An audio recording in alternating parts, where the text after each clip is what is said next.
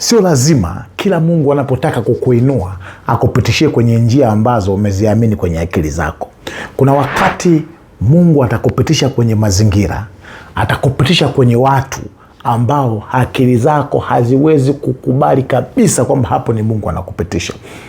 Elia anakwenda kuwekwa kwenye kijito kinachoelekea kukauka, wakati pembeni yake kuna mto mkubwa wa Yordani, ili apate maji.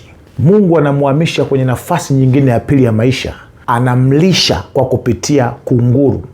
Kunguru ni mnyama ambaye ni mbinafsi na mchoyo sana, kupitia mama mjane ambaye anaelekea kufa kwa njaa, wakati kuna matajiri wakubwa waliokuwa na vitu vingi ambavyo Mungu angeweza kumlisha. Kuna wakati Mungu anakuhifadhi kwa njia ambazo hazieleweki. Kikubwa kwako ambacho kinapaswa kuteka fahamu zako ni kwamba hivi njia ninayopitia, niko na Mungu? Hatua niliyofika mpaka sasa, niko na Mungu?